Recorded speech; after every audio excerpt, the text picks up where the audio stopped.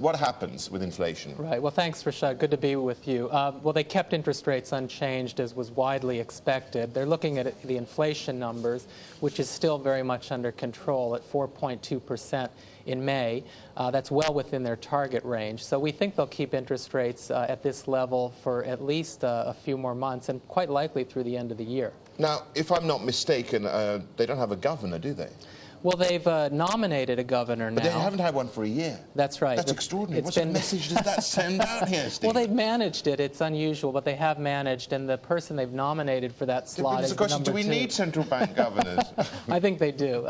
There's a changing of the guard, actually, in the economic team in Indonesia. There's a new finance minister in place as well. So we'll all be watching and hoping for the best, wishing them well. Is inflation really a threat in Indonesia looking ahead? It's always a threat because Indonesia has had a history of volatile and moderately high bouts of inflation. And I think that there is a risk that if the central bank waits too long, inflationary pressures could build.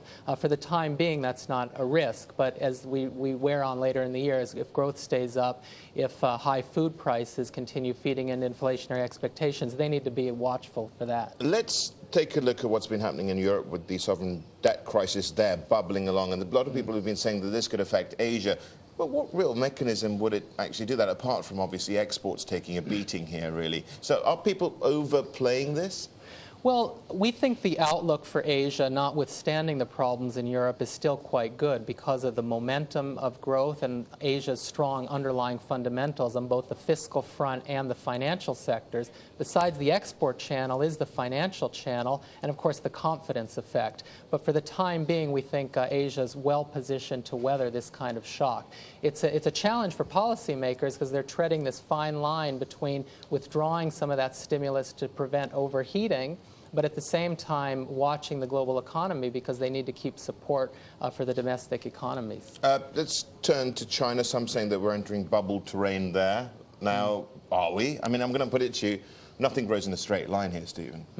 Right. You'll have little kinks, but it's not going to be totally straight. Right. Well, I think when we talk about bubbles in China, the focus has been on the property market, and China's taken a lot of measures to cool and dampen the property market, and we're seeing sales, the transactions beginning to cool off. We're also seeing signs that the economy is beginning to slow, more or less in line with our expectations. Well, there was some talk of a rate hike coming through as well the other day from the central bank in China. What would that do?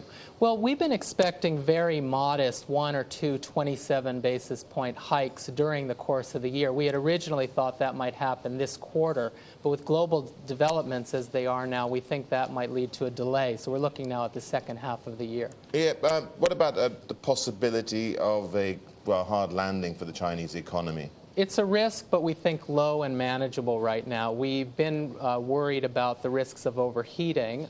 We think that China is showing signs of cooling, isn't it? It is, and we think that's a healthy development. And orderly cooling is what we want, really. That's right. Here, don't we? We're seeing the investment, urban investment rates coming down. Importantly, credit growth is beginning to slow. So the risks of bubbles and overheating is still there, but it's encouraging that some of those signs of a slowdown are there now. It does seem that noise in the background of devalue, revalue, going away now.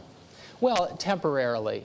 We still expect China to move on the currency, but China, has really played the role of a stabilizer in these kinds of shocks, going all the way back to 97, 98. It didn't devalue at that time.